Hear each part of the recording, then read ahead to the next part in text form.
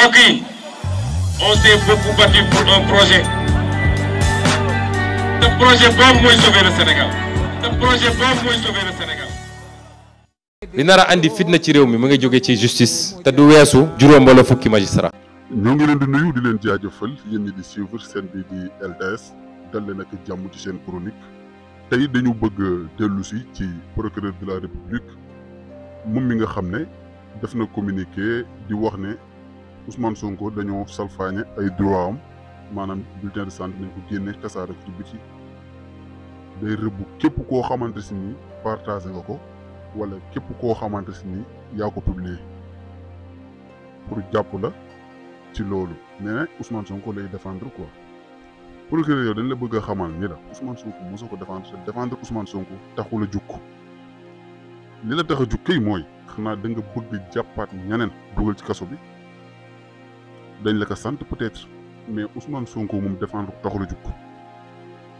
ñu delluwaat ci ginnaaw tuuti Ousmane Sonko bi mu jugee Ziguinchor di ñibbisi di def caravane de la liberté diggante Tamba ak Kaolack ñan ñoo ko jàpp du waa gendarmerie ñan ñoo ko dugal ci seen fourgon du waa gendarmerie ñan ñoo ko photo ñan ñoo publier photo yooyu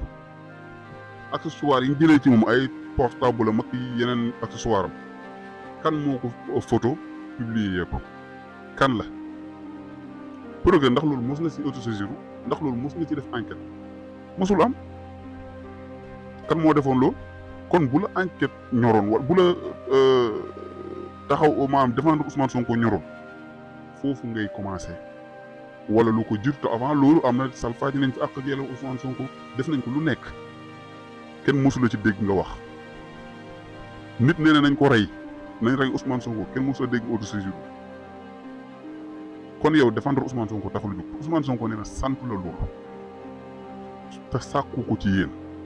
kon yéen procureur li ngeen bëgg xam nañ ko bu baax mais nag dañoo bëgg rek ngeen xam benn affaire bu ndaw procureur ànd leen ak dal li leen fi dese bareetul mënu leen a xoqatal Sénégalais di leen persécuter à chaque fois ngeen jàpp leen di leen tëj ci kaso bi di leen bunnaxatal di leen dóor di leen rey pour lan procureur ki publier document boobu ngay wax xam nga ko yaa ko gën a xam lan moo la tere nga dem jàpp kooku ngay wër ñi ko partager di leen jàpp di wër di tëj téye nit ñi di tëj ci kaso bi pour lan li ngeen nekk du dëgg loolu mooy yoon yéen procureur li ngeen nekk dara du ci dëgg ndax ci caaxaan képp ngeen nekk jàpp Sénégal di tëj di jàpp di dóor loolu amul njëriñ seen nguur gi dafa jeex ba noppi comme nangu leen ko rafetal nag aca continuer leen mais na ngeen xam ne yéen li ngeen nekkee day jeex ndax moomu leen Sénégal te doontu leen Sénégal li leen waroon kay mooy ngeen fexe ba sécurité am ci dëkk bi li leen war mooy képp koo xamante ni citoyen nga fu ngeen fexe ba mu am sécurité Ousmane Sonko ngeen génne ko bàyyi ko mu ñibbi këram ndax jàppewu leen ko dara loo xamante ni dëgg la li ngeen koy teg dara du ci dëgg jàppewu leen ko ci dara loo xamante ni yoon la li leen war mooy ngeen bàyyi jàmbur mu dem këram dem ñibbi ndax li ngeen nekki du dëgg Ousmane Sonko defu fi wala mu wax fi lu jar ngeen koy def lii du ko tëj ci ay kaso yu kenn xamut Ousmane Sonko defu leen dara da ngeen a war a may nit ki jàmm ñaata at ngeen topp ko ñaata at di ko teg lu nekk di ko def lu nekk ñaata at ngeen topp Ousmane Sonko lu ne def ngeen ko ay mbiram nag Ousmane Sonko ci boppam yàlla moo ko def li mu doon yàlla moo ko def bu leen naqaree ngeen xool ni ngeen def mais yàlla moo ko def lii te amul mbindeef bu nga xamante ni mën na ci dara yéen nguur gi waroon ngeen a tal leneen lu dul ne fii di jàpp Sénégalais di tëj